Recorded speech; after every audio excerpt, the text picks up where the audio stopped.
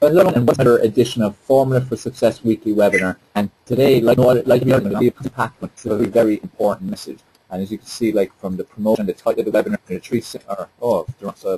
the 5 keys to prevent your death from cancer. It's a really serious topic, as we all know, and I see so many of you actually, and that's, you're taking an interest in your health, but also the interest of your family and your loved ones and so on, because this is what you can do with this information. It's not just for you, but it's also for everyone else. You can share it with them, and that's important that you do take that message and share it with other people.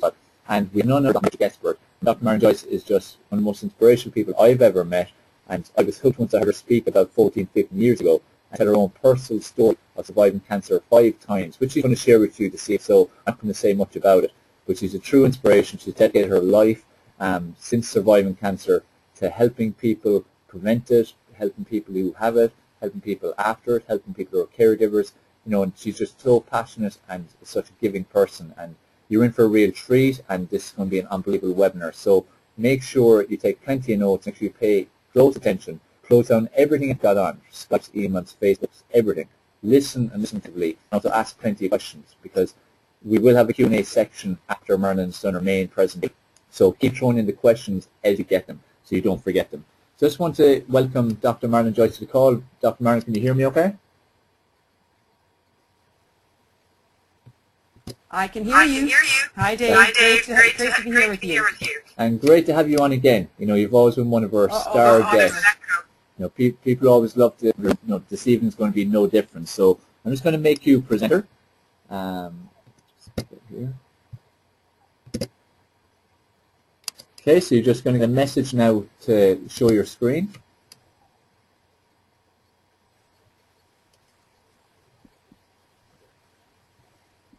Okay. Let's see, it's just gone black there. Oh, there we are. Perfect. Okay, Marilyn, so over to you. And again, looking forward to this again myself and everyone. As I said, take plenty of notes, ask plenty of questions, and really enjoy this.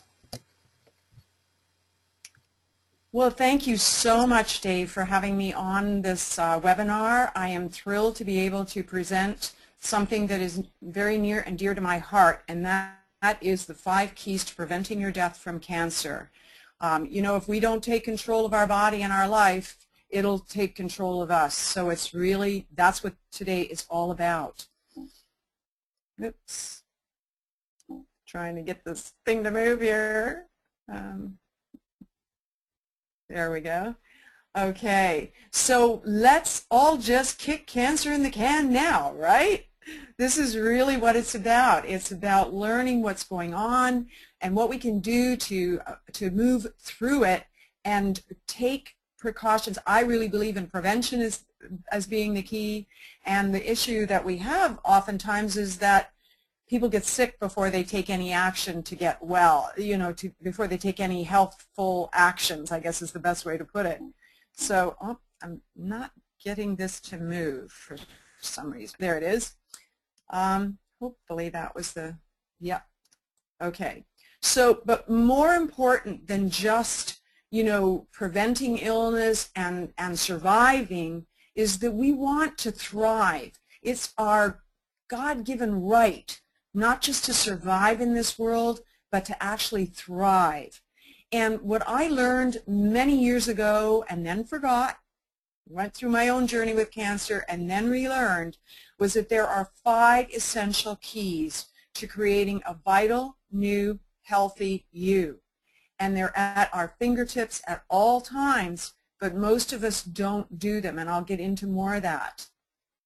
But before we do get right into the webinar, I want to alert you to a special gift. Actually, it's a couple of gifts, and a very special interview series that will be announced later on in the webinar. And it's something that will the gifts are something that will jumpstart your journey to your best health ever ASAP. And you're going to want to know about this interview series. Sound good? Great. But before we get into the content, is it okay with you if I share a little of my own journey with cancer? And you'll notice that I don't say my cancer because I'm not going to own it.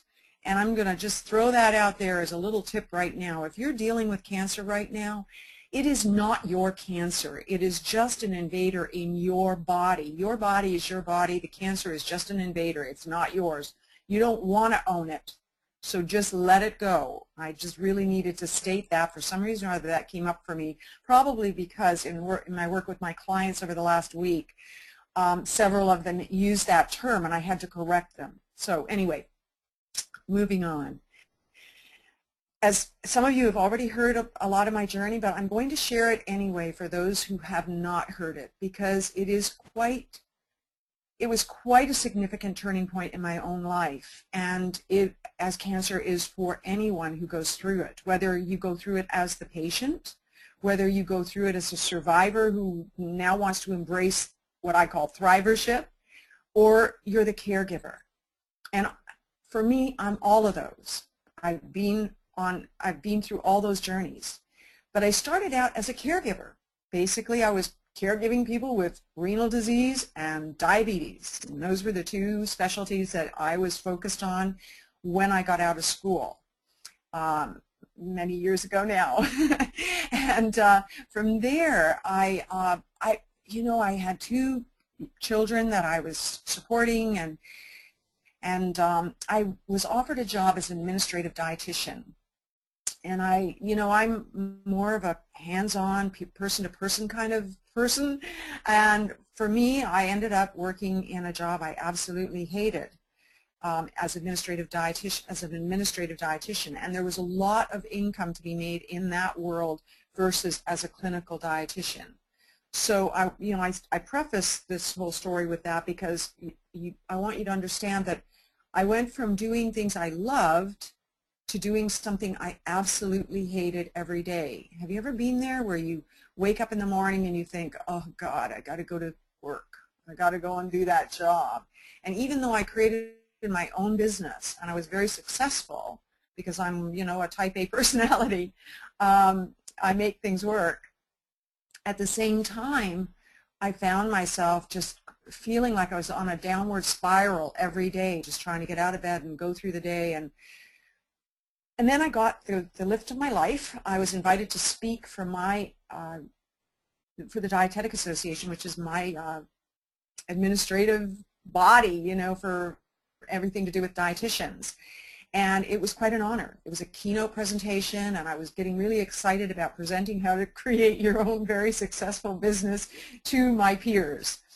But as I was preparing for this event, and the travel to it and all the rest of it, I looked in the mirror one day and I saw this, spot on my face under my eye, and it was black and purple and shiny and hard and crusty, and I'd had a spot there forever that was just kind of like a soft bubble of a blue spot from when I got hit in the face with a baseball when I was a kid at about 12 years of age. But here I was with this horrible looking spot on my face, and quite frankly, I really was stunned. I didn't know what to make of it. I mean, I wasn't really scared of it. I was just stunned because I had no clue about anything to do with skin cancer. The work I was doing in administrative dietetics was, it didn't lend to me seeing this kind of thing on a regular basis. I saw more of the, the cancers that people developed as they got older. Uterine cancer, ovarian cancer, breast cancer, prostate cancer, lung cancer. Those were the things I saw most. And so when I saw this thing on my face, I just went to the doctor and I said, you got to get this off of my face like pronto. I've got a big event coming up and I don't want this thing on my face. Now, you have to understand, like most moms and dads, when you're raising kids and you're working full time and you've got a really heavy set of commitments, you're not looking in the mirror every day at your face. At least I wasn't. I would slap on a little bit of mascara and off I went for my day. But this particular day, like I said, I saw this spot, went to the doctor, and he said, we better check this. This looks pretty serious. I didn't know what that meant, but I was soon to find out. I was actually diagnosed with melanoma. I had the wind knocked out of me when the doctor told me that this was a form of cancer. I mean, I was only 35 years old. How could this happen to me? I didn't eat perfectly, but I ate better than most people I knew. I was pretty conscientious about it. I mean, I will grant you that when you're eating in hospital cafeterias, your meals there aren't necessarily so good, and even today they're not the best. Even with the knowledge that we have, the hospital cafeteria food is still lacking, as are our children's school lunches. You know, it's like, I won't go into that right now, but there's a lot of problems out there with what we're serving each other and what we're serving in restaurants and schools and hospitals. We need to be mentors, and we're not. The point is, I was eating a lot of my meals in the hospital cafeterias because I was working at an administrative job that was not 9 to 5. It would be whenever I got there in the morning, which was early at the crack of dawn, until late at night. So I was not eating as well as I thought. But remember, I also said I hated the job I was doing. And what happens when you hate something and you keep doing it? You create a tremendous amount of stress in your body, which is what I was apparently doing, creating this amazing stress in my body, and didn't realize it. And of course, as you create stress, you know, there's a lot of problems that occur from that, which are, you know, it leads to major illness eventually. Basically, that's what happens. So liquid peroxides, you know, all through your body. Anyway, long and short of it was that I found myself really feeling overwhelmed, angry, depressed, feeling, how could this happen to me? But the doctor assured me it's early stage, great. Go in, get it handled, go into the hospital, get it handled, come out of the hospital, and within a week and a half I was rushed into hospital and went through tests because of ongoing pain that I'd had for years, in fact for more than 2 years. But they had ignored it. It was in my abdominal area, and it was just, I was told it was PMS and get over it. Well, it was stage 4 uterine cancer.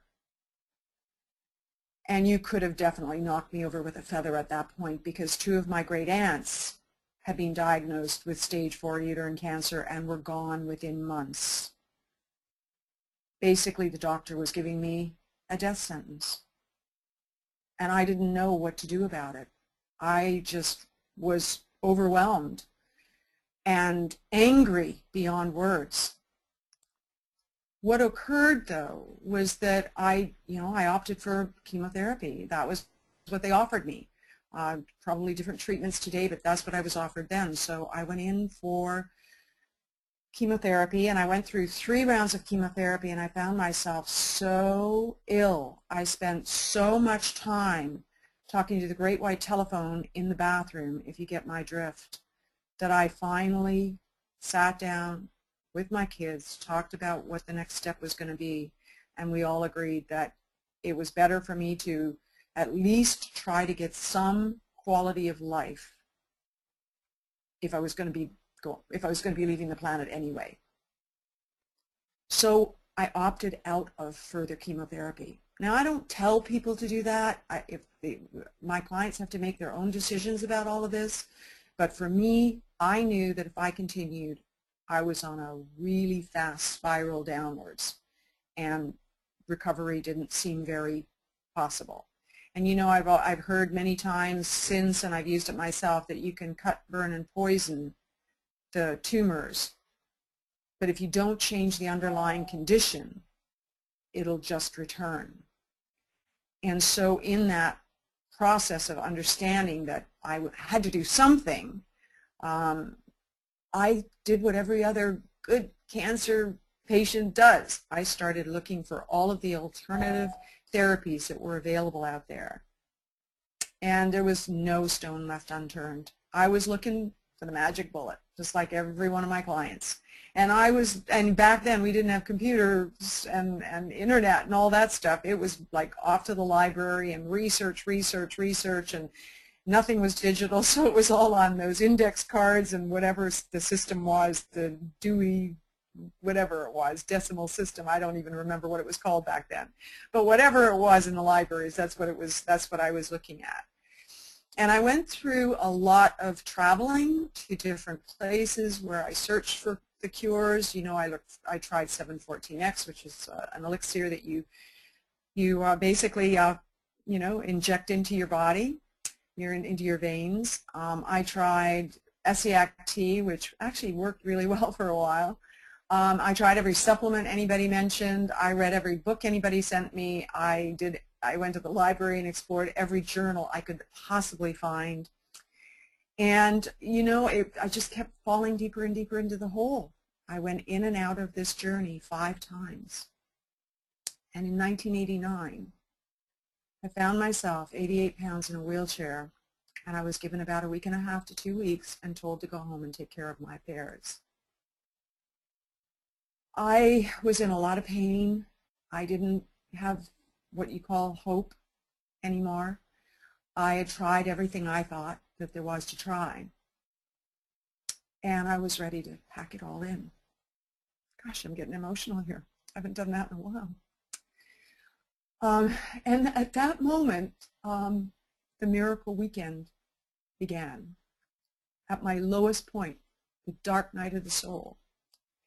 And I was dragged off to a home show. You know, that's the place where you buy all those things for your future home. And I didn't have a future home in my mind. But there I was in this noisy racket of a place. And as we wheeled in, we heard this noisy contraption going off. And it was a Vitamix machine. And there was this really handsome young man, Jim the Vitamix man. That's all I remember about his name. And he offered me some of his concoctions, and I refused them because at that point I had gone months not being able to hold down any solid food and not being able to drink any liquids, only suck on ice chips. And I was wasting away, to be quite honest. That's why I was in a wheelchair, couldn't walk. And he asked me if I had cancer, and he was one of the few who asked me that question. Most people assumed it was an eating disorder or whatever else. And that had been part of my history. So I said, yes, I do. And he said, well, I'm going to make something for you. And he began to create this concoction. And he threw in ice, and then he carefully removed the fruit and the seeds of a cantaloupe and threw that in, and he put in a substance that I later learned was called sucanat, sugarcane natural, and made this concoction for me. And then handed it to me, and it was basically cantaloupe in an ice chip form. And I sucked on that, and amazingly, it stayed down. I was shocked, for one thing, that I was getting something inside of me besides boring ice chips with nothing in them. And that was the beginning of a journey back to wellness. And I'll share with you the next day, I was dragged off to a Bernie Siegel event. Dr. Bernie Siegel was the first oncologist, as far as I know, to actually call his patients by name versus a chart number, and really came from a place of heart-centered compassion in his work with patients. And he was really making a name for himself at that point in time, and I had read a couple of his books that had been out, or at least one of them, before we went. And of course they rolled me up to the front of the room, and on the break Dr. Siegel came and spoke to me, and we had an interesting conversation. I was very angry, to say the least, and not very happy to be there, although I was really getting something out of it. I could feel his love and his compassion for humanity. And he asked me a very interesting question. He said, have you ever written a gratitude journal? I said, what in the heck is a gratitude journal? I probably use stronger language. And he said, it's where you write things that you're grateful for. And I looked at him and I said, what have I got to be grateful for? I'm dying, for God's sake.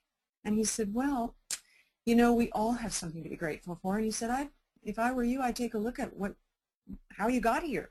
Somebody cared enough for you to bring you here. You might want to look at that. And, you're here. That's something to be grateful for. You're still here. As long as you're still above the ground, you've got something to be grateful for. Things could turn around. And he said, remember, what you focus on expands. It might be worth it to start focusing on the things that you're grateful for. So he said, I recommend you go home and start a gratitude journal. And if you can't think of anything more than one thing to write that you're grateful for, just write that 5 times. Just write that 5 times. So after that weekend, I went home and continued with that cantaloupe concoction. I was afraid to try anything else because that was all I knew that had stayed down. And that proceeded for the next almost 2 months before we added anything in, which, by the way, was I had outlived my prognosis by 6 weeks at that point in time. But I also started the gratitude journal.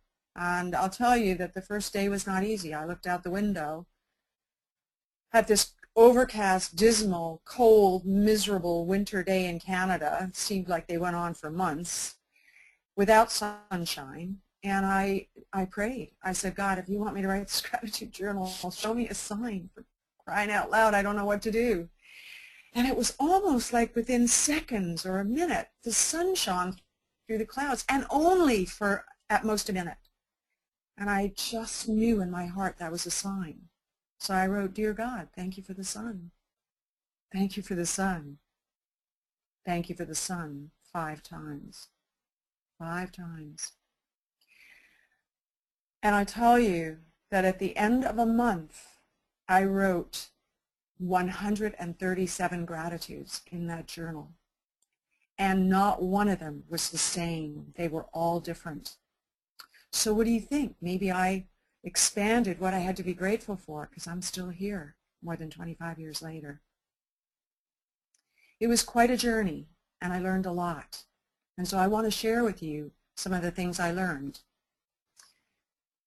But let me just address some of the issues that are here, that we're dealing with now. And some of you may have seen this going through the emails that brought you to this webinar, but I want to emphasize this for you now, that 1 in 3 people in developed countries will develop cancer, and it is quickly becoming 1 in 2. And in the U.S., it has been the #1 killer for the past 2 years, superseding heart disease 3 times since 2000, I think 4 times now since 2000. And girls as young as 12, and even in one case 5 years old, are developing breast cancer. What is this about? How could this be happening? And testicular cancer in young men is increasing every year, and it kills. The top 4 cancers that kill are diet and lifestyle related. Prostate cancer, breast cancer, where am I going with this? Lung cancer, just to name a few, are killing people, and they're diet and lifestyle related. That means they're preventable. If people have the facts, the strategies. I've got this thing on my computer that keeps coming up. I'm sorry about that. Whoopsie-daisy. I'll have to just let it go. Sorry about that, folks.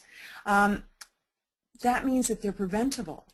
The facts, the strategies, the tips and tools are there that people can use to take responsibility for their own health. They just don't know where to get them. But once they get them and start using them, that can change everything for them.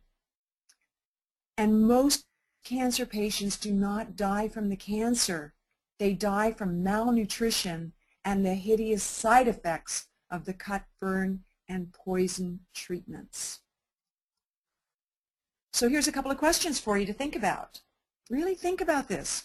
What if 5 simple keys could start you or someone you love on the path to recovery? I just saw that typo there. Or prevention in the first place. What if 5 simple keys could start you or someone you love on the path to recovery or prevention in the first place? And what if getting and staying healthy was simply knowing a few basic and easy strategies that you could easily incorporate into your normal daily routine? Would you do it? Well, why should you listen to me anyway? Well, apart from having been where you are or where a loved one is, perhaps right now, and given less than 2 weeks in 1989, I've actually found the solution to thriving and not just surviving after cancer. And I'm not going to go through all of this stuff, but I explained to you my 5-year cancer journey. It was not an easy journey, but I'm here today despite all the odds. I'm a thriver who's a survivor. I'm a survivor who's a thriver, and today I'm known as the Vitality Doctor. I'm also a registered dietitian, and I've been in private practice, I work with clinics, and I get to the heart of the matter with my clients. Heart-centered listening and working with clients is what I love the most to do. I also have my PhD in psychology and nutrition, and people say, well, that's an interesting combination. Yeah, because I couldn't get compliance with my nutrition background, so I went back to school and learned how to get into the heart and soul of my patients so I could have a much greater impact. I'm known globally for my speaking, my writing. I've done a lot of radio, and I have 2 radio shows right now, one on Sunday, one on Wednesdays. And I've done a lot of TV in the past as well. Plan to do a lot more. And this is just a quick slide to show you some of the places I've been, some of the government and corporate work I've done, and a few of the cancer-related clients I've worked with. I've also authored a lot of my own books, as well as contributed to at least 15 other books out there. Now, my 5 key system is truly about redefining what's possible for your health and your life so that you can experience more of what life has to offer with unlimited energy, vitality, confidence, and joy, and to be cancer-free at the same time. The 5 keys in a nutshell, and no pun intended here, are what we'll just address quickly. We only have a short time together, so I'll give you as much as I can in the next few minutes, and then I'm going to show you a great way to get a lot more help for free. So here's key number 1, and that is deep, slow, rhythmic breathing. Now, I want to just mention here that in today's world, we are completely out of balance, completely. And it starts with our children. You know, we are not teaching our children that, you know, it's important to take time out and breathe. Most children today are doing breathing just from the neck up. They have never learned how to do deep, rhythmic, abdominal breathing. So they're not getting the oxygen that they need to prevent disease. And we're not allowing our kids to be energetic. I mean, we drug kids today for what we call ADHD and ADD. In my day, that was called energy, and kids would go out and play to release the energy. And because they were out playing and doing sports, they were naturally doing deep, slow, rhythmic breathing in the process of their games, their days. They were doing some pretty fast breathing as well, but they were breathing. They were getting oxygen into their body, which prevented disease. And today, kids aren't getting that. Instead, they're getting drugs which have side effects, and they're not learning how to breathe. And adults are no better. We are not mentors for our children because we're not doing it either. In the hustle bustle of our lives, we don't take time out to just breathe. And a really great practice is to go outside and take your shoes off and put your feet on the earth as you do this deep, slow breathing. Do you know that our ancestors from way back and the indigenous populations of the world, they don't all wear shoes, partly because they maybe don't have them, partly because they don't want to, and they are naturally walking on the ground. And this energy from the earth is going through their body, and they're breathing it in. This would be a practice we should all do, and you only need 5 minutes. Believe me, my strategies are 5-minute strategies, and they work. Try it. Get off your seat and on your feet and go somewhere where there's earth or grass. Take your shoes off and feel that earth under your feet. Okay, so deep, slow, rhythmic breathing. And when you're a simple breath strategy is just to breathe into a count of 4, hold to a count of 4, and release to a count of 4. Very simple strategy. There's many more. In my book, Instant Energy, I cover a lot of different strategies for breathing. So it's really important to learn to breathe. Okay, key number 2, healthy, natural, whole food nutrition. And we want calcium-rich foods and foods that are filled with thousands of phytochemicals. We want real food, natural food, food that looks the way it did when it grew out of the ground or grew off a tree or roamed wild in a field. That's what we want more of. And, you know, I'm an 80-20 person, 80-20 principle person, you know. I mean, if 80% of the time you're eating really excellent whole foods, then you're going to be able to have a treat once in a while. I actually believe in opting for, you know, quality, not quantity. So if you're going to have chocolate, make it dark chocolate. And if you tell me that you don't like dark chocolate, you know what? I come from the UK. I'm a Scotsgirl from way back in Ochtermochty. And we had milk chocolate, you can. And I grew up on milk chocolate and loved it. But you know what? Today, I have acquired a taste because, believe it or not, it takes 90 to 100 days to 90 to 120 days to replace all of your red blood cells. And as you replace them with a new cellular memory. In other words, you can change your appetite over time just by consistently doing something different. And you'll begin to really enjoy dark chocolate. And a really good treat would be dark chocolate covered almonds if you really must have something that's, you know, you've got to have a treat. So that's just throwing that in there for a treat.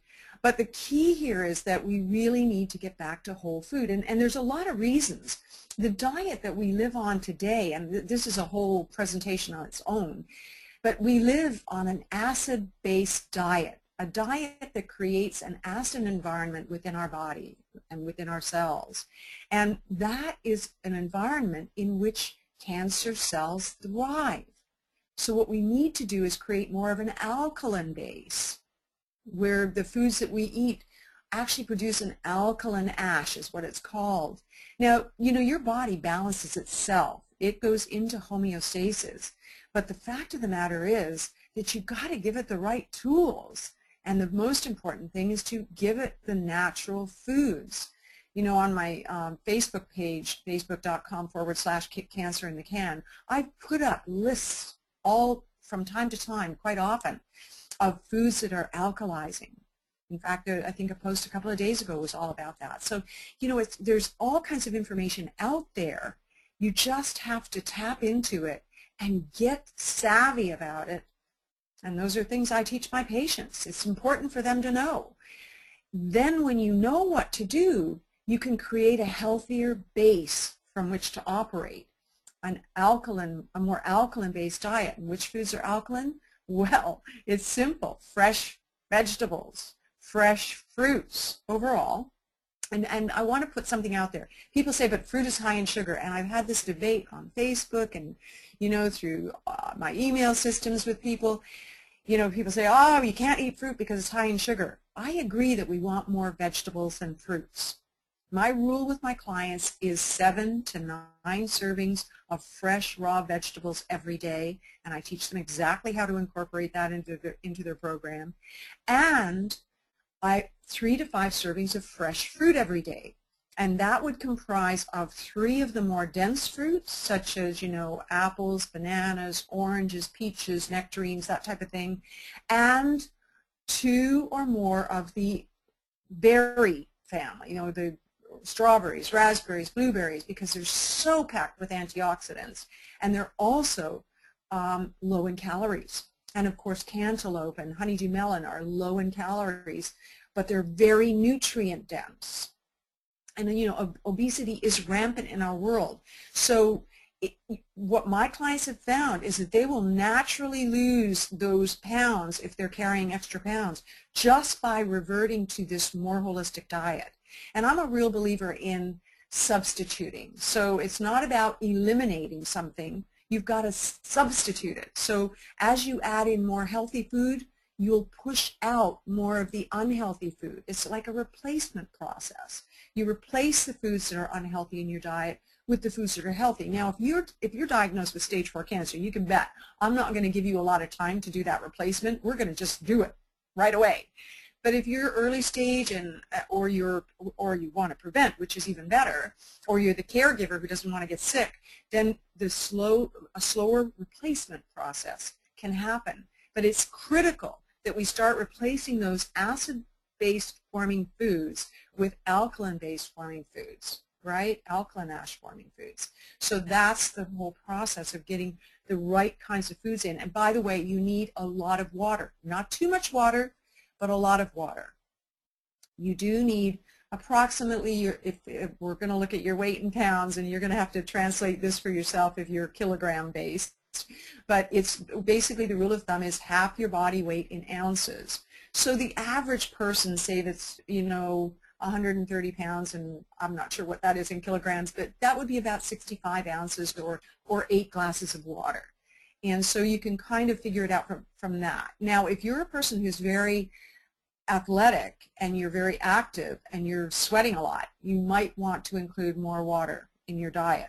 But remember, there's also something called hyponatremia when you have too much water. So be careful. You don't, just because water is really healthy for you, the rule of thumb is drink when you're thirsty. And I don't necessarily say wait till you're thirsty, but basically that's the rule of thumb now, the guidelines. And I talked about that, by the way, on my radio show this past Sunday, the Dr. Marilyn Joyce show. So the key here is back to whole foods, 80-20 principle. When I work with my patients who are really fighting for their life, we go for 95%, 90-95%, and 5% of the other foods. So it's really, and it's about learning, as I said, quality, not quantity. So learning what kinds of things can you replace those unhealthy foods with. And we mentioned dark chocolate. One of my favorite health bars is a bar called Raw Revolution.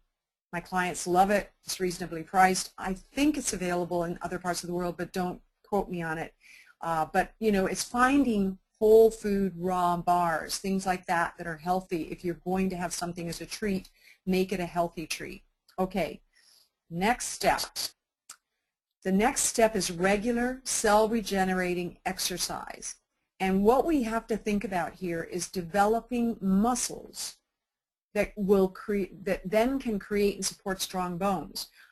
So many people take all kinds of calcium supplements, or they get a drug, which that blows me away, to build their bones up, when the simplest strategy possible is to get exercise. So giving you the example of my experience way back when I was in that wheelchair. How did I get out of it? Well, I didn't just get out of the wheelchair and start walking. We had to hire a physiotherapist to exercise my body, to build some muscles up slowly and gradually. And it was a process.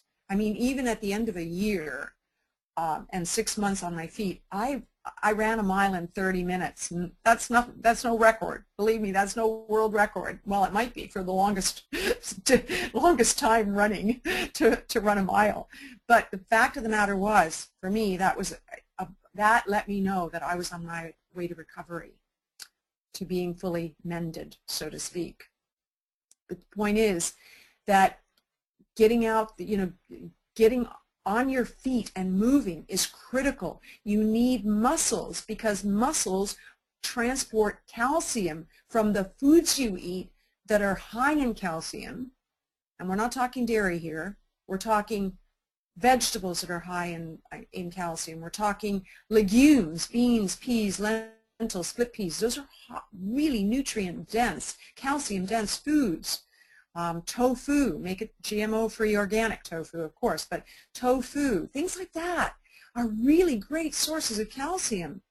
And what most people don't understand is that if you're using dairy products, which are animal protein, to boost your calcium, you've got to remember that actually animal protein leaches the calcium out of your bones in order to buffer the acid that's produced in your body from consuming the animal products.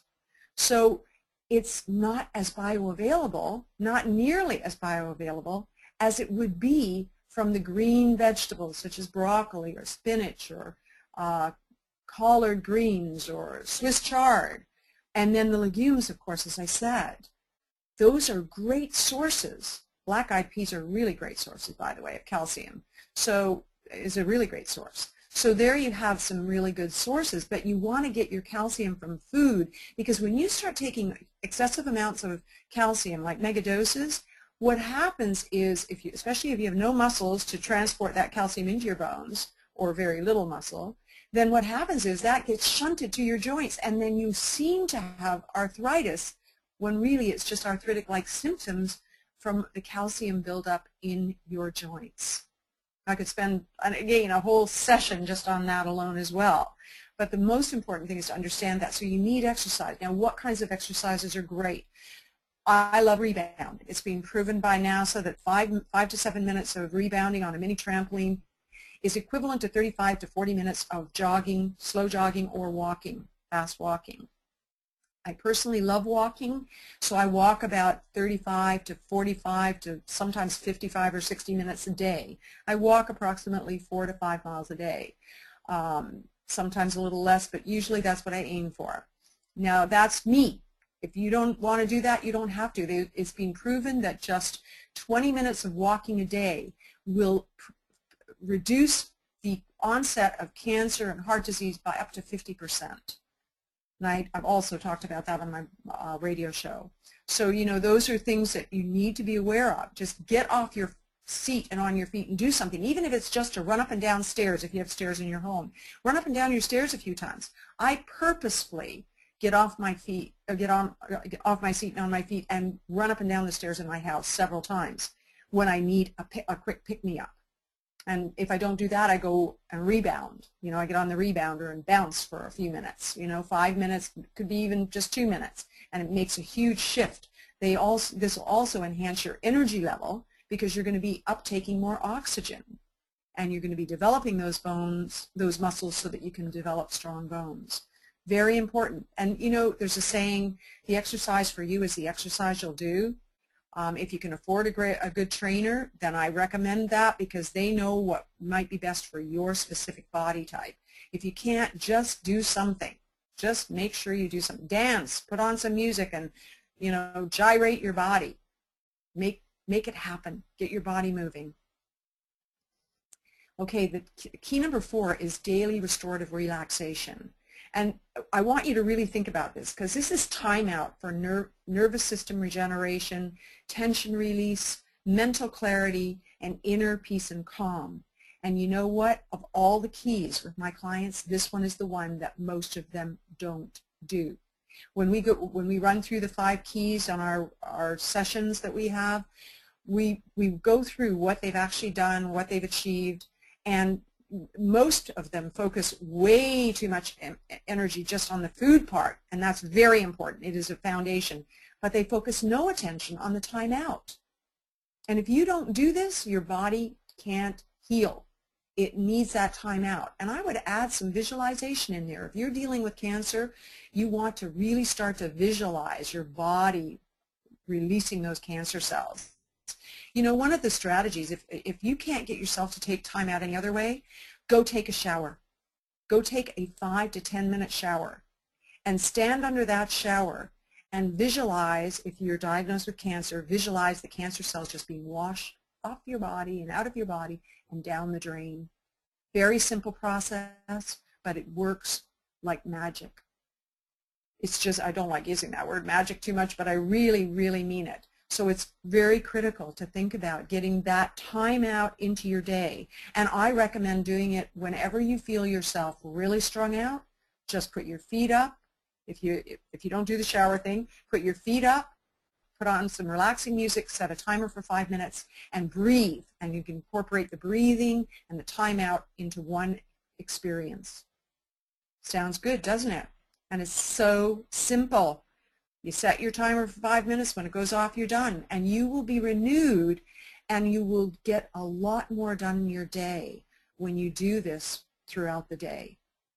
And of course, we want to be sure that you also sleep every night. And I'm not good at doing that myself, so it's something I teach myself. I actually force myself to aim for at least 5 to 6 hours. I can get by on less, but I know that 5 to 7 hours is ideal for me, and I really recommend that you think about how to incorporate more sleep into your life as well. And Dave's a pro at that one too, so he can give you lots of guidelines on how to do that. And where's my number 5? There it is. And number 5 is optimistic thinking and meditation, and this includes an attitude of gratitude. You know, I learned these 5 keys in India way back in 1970-71, and I utilized them for several years. And then I got caught up in the hustle bustle of life and my administrative dietetic job, and I forgot them. Do you know that the most important thing I do now is number 5? All the other things are just a part of my life. I have to think about number 5 sometimes. I know a lot of us do. But when I find myself going on that downward spiral of life is hard and things aren't working the way I want, and why is this such a problem? And have you ever had one of those days? Boy, I'll tell you, I had one of those days yesterday. And what I did was, apart from taking 5 minutes out to just unwind, I pulled out my gratitude journal and I wrote in there 5 gratitudes. And one of them at the top of the list was, thank you, God, for Dave giving me the opportunity to provide this webinar for you today, because this is really my heart, to provide tools that you can use. And one of them I strongly urge you to do is to write a gratitude journal, and don't write it on the computer. I mean, that's something you can do if you want, but there's something about, you know, the mind to the arm to the fingers to the paper through a pen or a pencil. Write them down in a journal. And you know, the wonderful thing about having them in a journal is that you can go back and read that on days when you're not feeling so optimistic. You can read the things that you're grateful for. I have about 300 gratitudes in a list that I've compiled over the last 6 or 7 months, that I go back, and when I'm really, you know, going through, oh my gosh, how am I going to do all this? What's happening with today? Why is the computer not working? I just read them. And you know, it's amazing. I'll come back to my computer and it's working. So there's something about releasing that happens when you write in the gratitude journal. And again, what you focus on expands. And this leads to self-acceptance. And we have to be very cognizant of the power of our words. When you say I can't, you've already limited yourself. When you say I can, you've opened up all kinds of possibilities. So it's really about learning to utilize more words more effectively. Again, those are a lot of the things that I cover with my patients and my clients. And I could do a whole seminar on this alone as well, to be quite honest. But that gives you a good summary. One of my cancer patients who is a survivor who's a thriver, I wanted to share this with you because we're in contact a fair amount, and what she said was, working with Dr. Marilyn has taught me how to be joyous as I walk my journey. I've always found that what she says is very impactful because it's from her heart, it's real, and it's from her experience. The program was totally customized to me. I felt personally seen, I felt heard, I felt that I have someone in my corner. She is so full of compassion. She's not just doing a job. Most people wait until they have a serious illness to seek help. It's unfortunate because we have people like Dr. Marilyn who are there to help us prevent the disease in the first place. But for those who already have health challenges, Dr. Marilyn should be the first call they make. Thank you so much, Judy. I really enjoy working with you, and this was an honor to receive.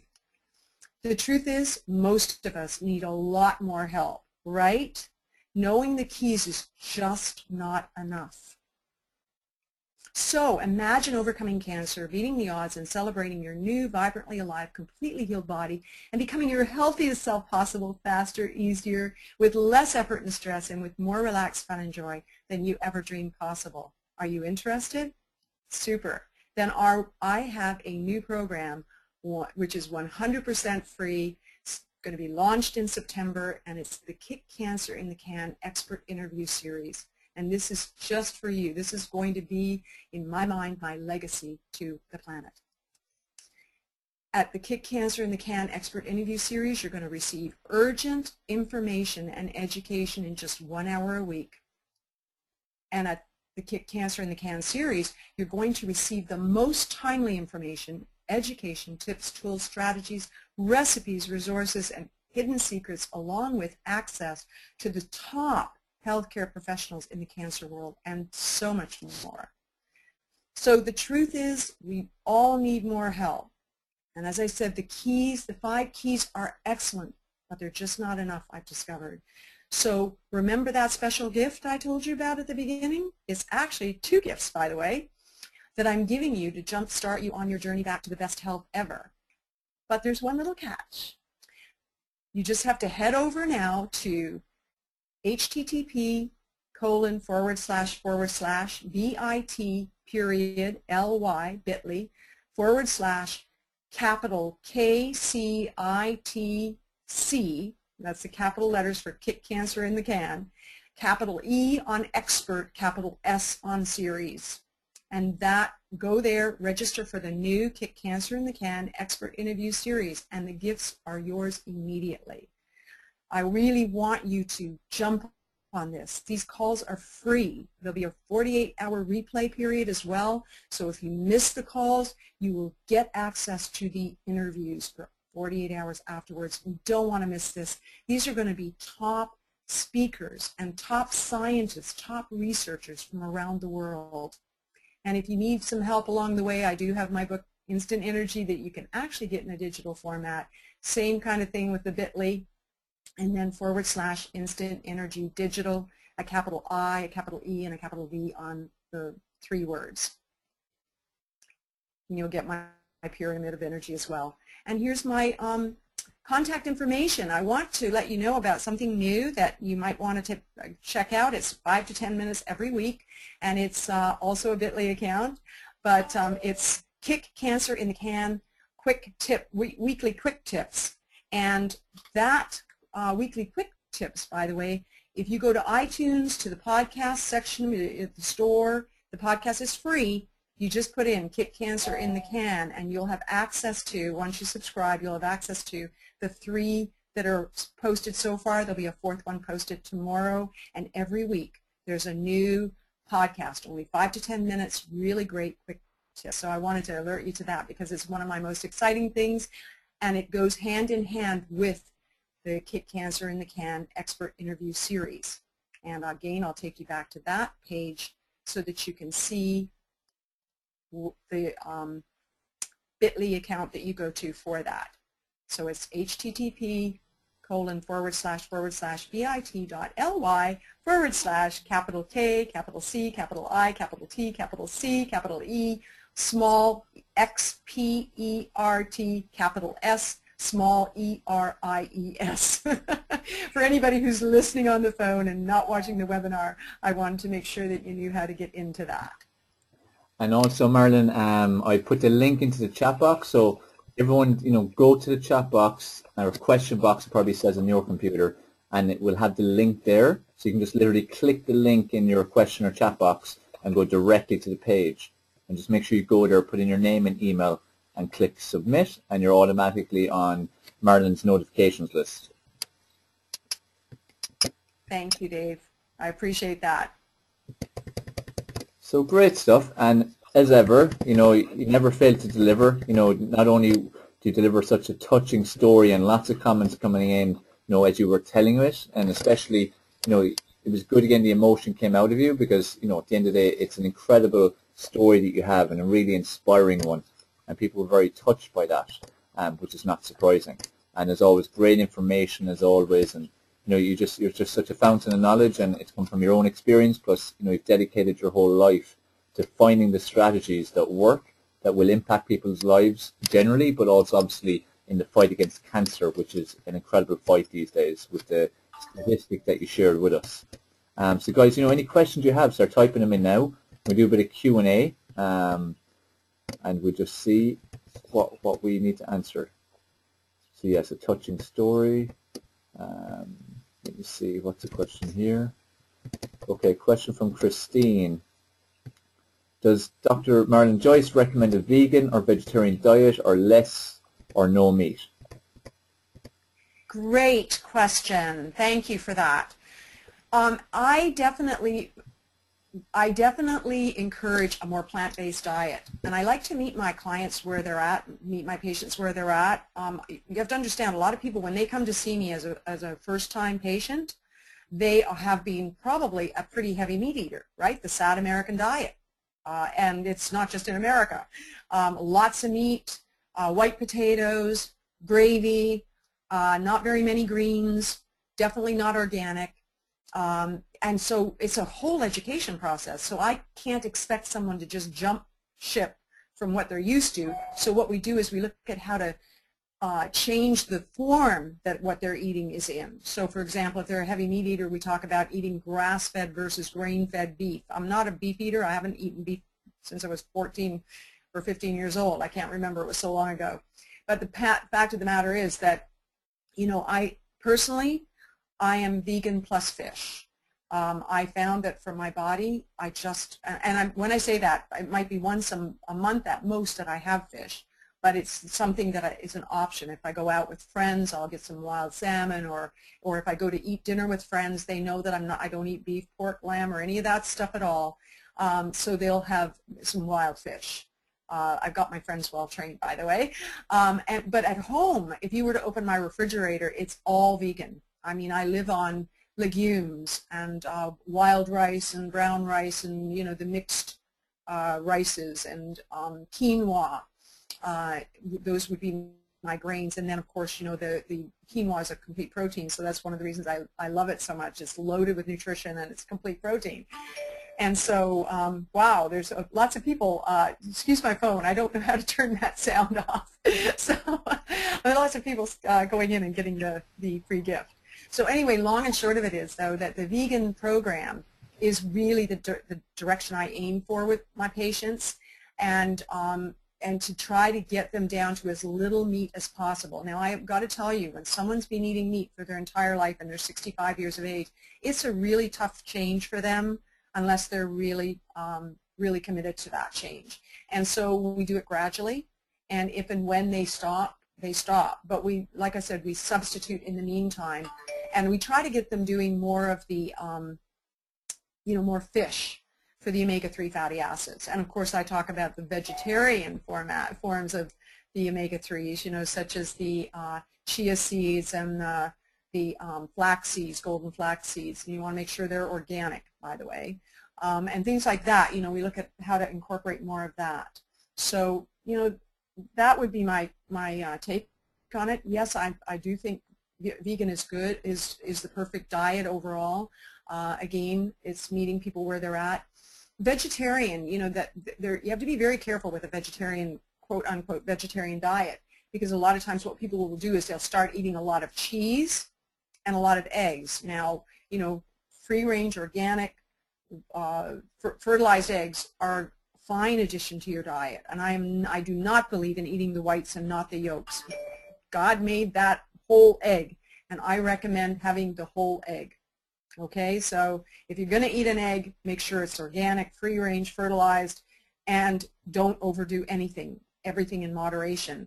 But what happens is, as I said, people start eating a lot of the eggs and the cheese for their protein, and we all know the detriments of having too much of the dairy products. I talked about one of them earlier with respect to the calcium issue and the need to buffer the production of acid that occurs when you eat animal proteins, including dairy. There's the high fat level. You know, there's just too many reasons not to include the vegetarian per se. Aim more for a vegan, and perhaps add in fish if you feel the need for animal protein. That would be the animal protein that I would recommend. I hope that answers the question. Yeah, no, great answer. And you know, just to throw in from my perspective, you know, as Marilyn knows, like I'm now, it's coming up to what, 19 months now a vegan, and it was like a 7-year process moving towards that. Because the more I learned about it, the more I researched it, the more I saw people like, say, my wife and son who were 100% vegans at the time, the more I saw them thriving, the more it made sense to me, and it was something I gradually did, and gradually, you know, started cutting things out, like you said, in terms of the meats, and thinking about the just fish and cutting out the dairy, and now I'm 19 months into being vegan and I've never felt better, you know, and my clients who I've moved in that direction. I think that's an important point Marilyn makes, that for most people, it's the key is to start moving that direction. For some people, they can make drastic changes, but reality for most people is if they make a drastic change, they'll probably fall off the wagon. Whereas if you do it gradually and just make gradual changes, you will stick at it for life, which is what I have done, and I've never felt better. So just identify areas where you can make improvements. Definitely like the meat and dairy are the prime ones to really start cutting down and aiming towards eliminating. But definitely the way to go. And that's not something I would have said 7 or 8 years ago when I was guzzling meat and dairy like it was going out of fashion. So, and Dave, I want to add something there too about the chicken, because people assume chicken is good. And the truth of the matter is that chicken is one of the most hormone injected, antibiotic injected of all the animal meats out there. So most people aren't aware of that, and they think that they should, you know, it must be okay to have chicken.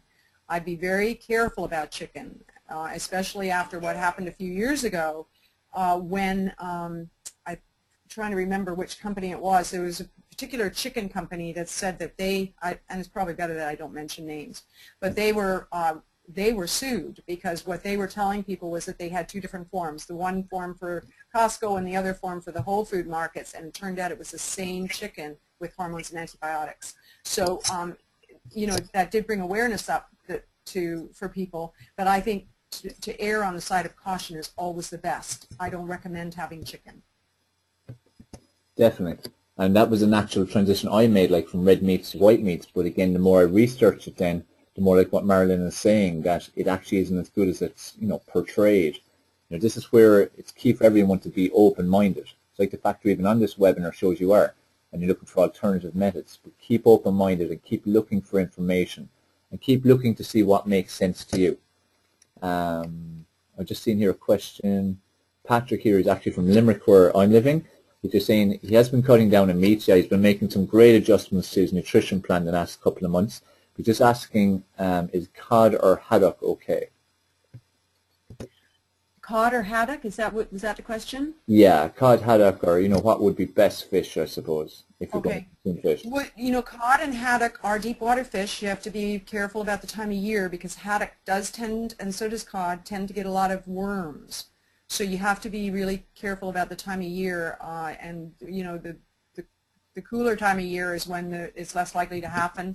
When the waters get warmer, that's when it's more likely to result in the worms. But cod, haddock, halibut, those are all deep water fish that are, as long as they're wild, then they're a good source of omega-3 fatty acids as well. And then, of course, wild salmon, Pacific, not Atlantic. Atlantic isn't wild. Wild Pacific salmon and also ahi tuna, those are deep water fish as well. You know, I go through a whole list of these with my patients because I want them to know which ones are the highest in omega-3s if they're going to eat fish.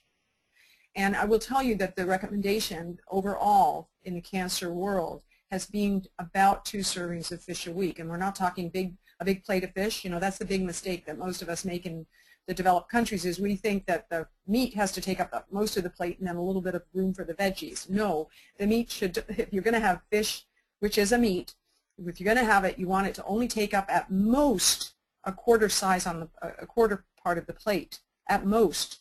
It should not be any larger than the deck of cards, the size of a deck of cards. And that's large in my mind. Even less is better. Great stuff. So I hope that answers that question. Great stuff. Yeah, Patrick just saying great, thanks very much. Yeah, Patrick just saying great, thanks very much. Okay. I just hear a bit of an echo coming. What I'm going to do, if anyone has any other questions, just start typing them into the question box. I'm just going to make myself presenter again just for a minute. Just want to announce something. Any other questions from Marilyn, just start typing them in. Okay, let me see here. Okay, so just to quickly let you know, and we'll come back to any questions in just a minute. Marilyn, I'm just going to mute you there for a second, because for some reason your second's ring. Let me just mute you there for just a second while I get to this. Yeah, I think that should be okay now. Let me just see the same questions. Okay, perfect. All right, guys, just for a minute here, and we go back to Marilyn again. Just to let you know, in October 4th to the 6th, it's Formula for Success Live. This is my 3-day event that we had in March. It's a hugely successful event, and many of the attendees are with Dr. Marilyn again in October as well, because again, she's, you know, such an amazing, inspirational person. And just let you know, an early bird offer is to attend. If you want to attend at the venue, it's only €97 to book early bird attend soon. And early bird to full price actually €97. So you're getting a €100 discount, which in dollars is probably about 130. This is the link you go to. Okay, so I'll be showing that link again in a second. So it's not something to attend at the venue, which is Dublin, but for many of you who live all over the world, because we have people on from all over the world, and you know, our lines have been absolutely jammed, and many people haven't actually been able to get on, so it's going to be Ben this evening.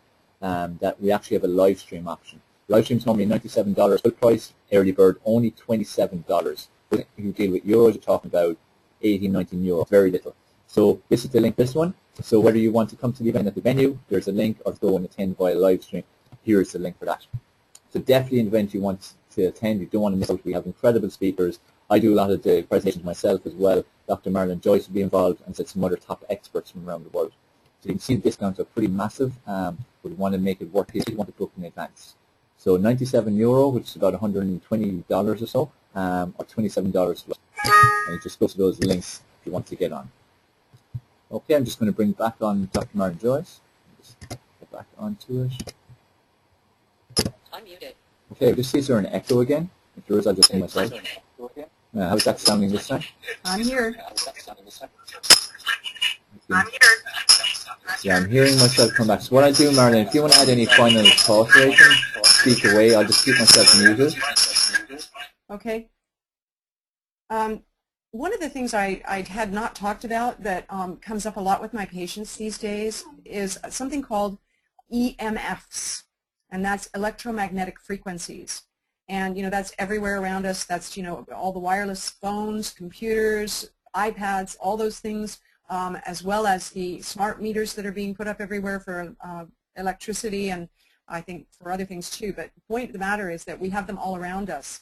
And if you have these, you might want to take some precautions to protect yourself, because there seems to be an indication of increased cancer and potentially pancreatic cancer, which is on the rise, by the way, with those who are subjected to these frequencies on, right next to their heads, for example, on their porches or lanais or, balconies, whatever, where they might have one of those meters, those smart meters. But the fact is that we're surrounded by them all the time, so it's a really good idea to make sure you protect yourself. And that's there are some little pads you can put on your phone if you want to make sure it's a good one. I'll be talking about that on my future Wednesday night podcasts, those 5 to 10 minute presentations, shows. So I will be talking about that down the road. But the key thing is to protect yourself. And one of the ways that you can protect yourself is that way that I mentioned earlier in the presentation, which is to actually go out on the grass, take your shoes off. This won't work with shoes on, and just walk around grass or earth, not wood. Wood is not a conductor. And so therefore you will not actually ground yourself as well. There are grounding packages that you can times a day and find some grass somewhere and walk on the earth. That's the ideal thing to do, and that will help to ground you and protect you. So I just wanted to throw that out there. The other thing, the other thing I mentioned was about us being completely out of balance. And truly, the most important thing that I work on with my patients is to get them in balance, because when they're in balance, their body can fight off a lot of problems. And a conversation I had with a client yesterday, which was very powerful, was that it reminded me of something I used to say all the time, and that is to ask yourself, are you moving towards wellness or away from illness? You could use that with anything. I talk about that in my book, Instant Energy. But it's what are you doing? Where is your focus? Remember, what you focus on expands. So if you're focused on moving away from the illness, what are you focused on? You're focused on the illness. But if you're focused on moving towards health, what are you focused on? You're focused on health. So what you're going to have is an expansion of that. There's no focus on the cancer cells. The only time that you might want to focus on the cancer cells would be when you get in the shower and you imagine yourself, visualize yourself, washing those cancer cells down the drain. That might be the one time you might think about them. But other than that, it's better to not be focused on that. Be focused on what's healthy, what's about wellness, that kind of direction. And I think that's really, those would be my key points. Oops, there's definitely an echo. Yeah, it's just coming in now at the end for some reason. Well, Marilyn, I just want to thank you so much for your time. You've been in now for an hour and 15 minutes, and your time's valuable. It's been fantastic to have you on once again. Still so many people on who have benefited from it. So, thank you for your time, and look forward to having you on again in the future. I'm sure you will be. And just keep up the amazing work that you're doing. Thank you, Dave. I really enjoyed this opportunity. Great stuff. Thanks a lot, Marilyn. Thank you. And to everybody, thank you for being on again. You've invested your time, you've shown that you're serious about making changes in your life.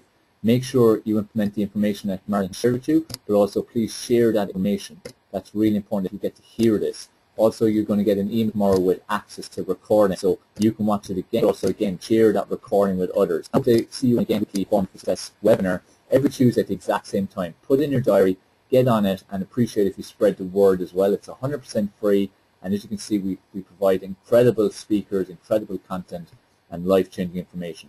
This is Dave Sheehan from Form for Success. Looking forward to hearing about your success in the near future. Have a fantastic week.